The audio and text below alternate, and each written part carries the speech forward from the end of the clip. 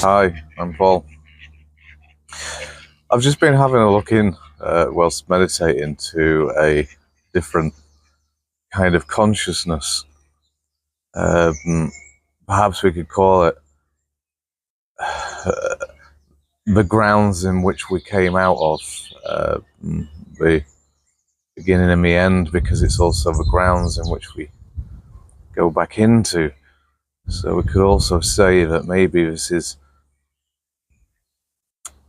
the consciousness after the decay of the brain and the body. But I've just been having a look into it.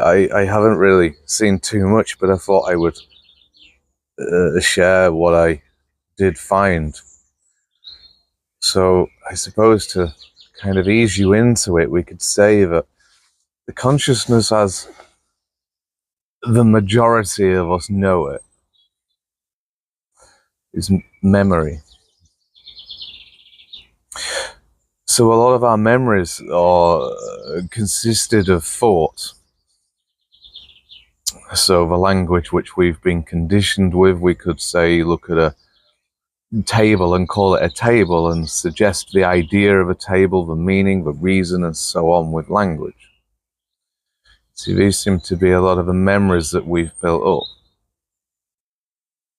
So the ending of that consciousness is the ending of memory, or at least memory through thought, which is most of our memory. So if we end memory from moving in time into the future, then when we look at a table, there is no word table, description of table, there's just a lump of wood. Now we can still say that even without the name or description, we can still sit there and use it usefully to eat our dinner. So without the consciousness or memory of language or words, descriptions, ideas, there still seems to be another consciousness behind that. A consciousness that doesn't move in time. A consciousness that's always brand new. Just this moment, and then this moment, and this moment. So it seems in this, there's two different types of consciousness. But I've always known that there's something beyond this. Even this moment, as I call it. And you see, when I first started off, I was looking into the idea that the whole world, everything that I know of, is a projection of the mind. You see, all there is, let's say, waves, energy, whatever, waves which hit my eyes, hit my senses, hit my ears, touch and so on, smell. And you see, these senses pick up this vibration and send it to the brain, and the brain creates an image of the outside, which is my projection. Now, it seems even in the second consciousness, without the word, the name, the idea, even without that, there still is my brain projecting the world itself. So in other words, there is a truth beyond my brain that I can't touch. I have no idea what it is. I mean, in one sense, I do see in the world of reality a tree which I call a tree and can describe its use and name and so on. And beyond that, I see an object. You know, obviously I can label it as a tree in the reality world, but it's still an object without the name. But I don't really know what that object is. You see, the light hits it and it sends it into my eyes, and then my brain creates the image, the color, and so on. But it seems, as long as I've got a brain, this brain which projects the world, I cannot touch the truth. the real truth. So then I questioned, is this a consciousness beyond my brain? My brain came out of something, which is the start for me. Also went back into the same thing that it came out of, which is the end. And in a sense, we could say there's no time there, because where I came out of is where I end up in. So that, we could say, is, well, should we say, is that a different type of consciousness that I can't reach? Can't touch, can't see, can't hear. So I had a look into that. And it seems to me that there is something beyond my brain. The grounds, the source.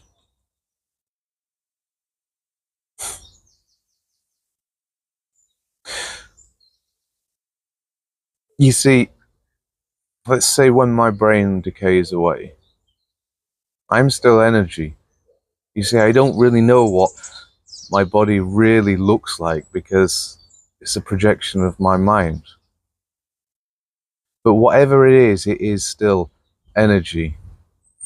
Perhaps we could say this energy is in a form, which I call me, that projects this world. But when this energy decays away, the energy doesn't go. It's just the form that decays away. But the energy which is left still goes back into the source in which it came from. Back into the grounds in which it came from. When I say ground, I don't mean this ground, because that ground is still a projection of the mind. We could probably say the source. So when my body, or this form, decays away, the energy still goes back into the source that it came from, which has to be a type of consciousness. So then we could say, well, when this brain decays away, will I become another person? The way that I've seen it is, firstly, the energy would decay away and go back into the source that it came from. But you see, this energy,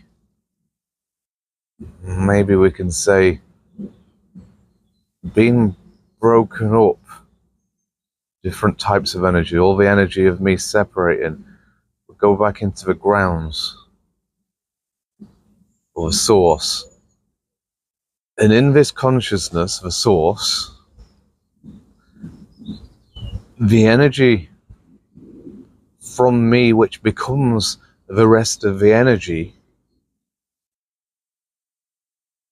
can still create a new form. Only this form would have to start off small.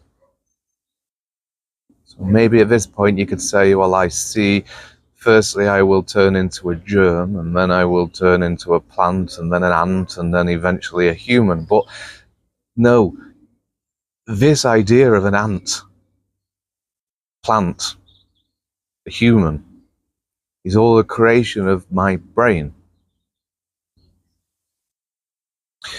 So the chances are, even if I go into even if this energy goes back to source and then starts to create a form which can have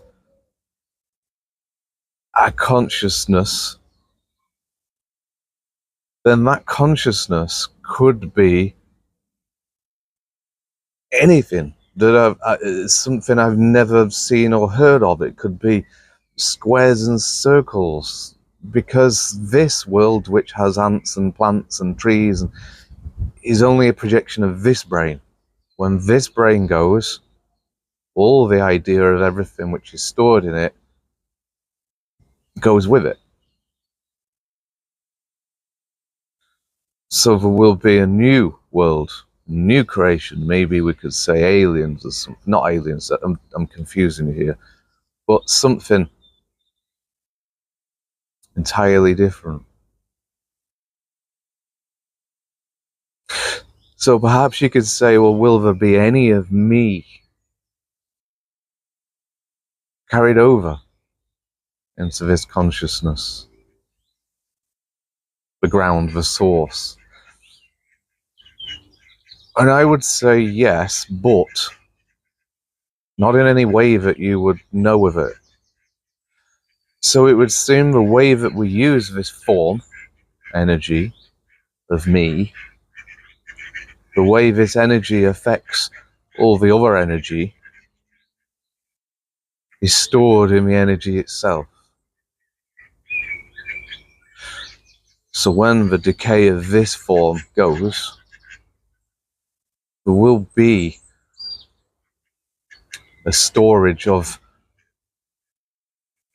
what I've done with this energy in this consciousness.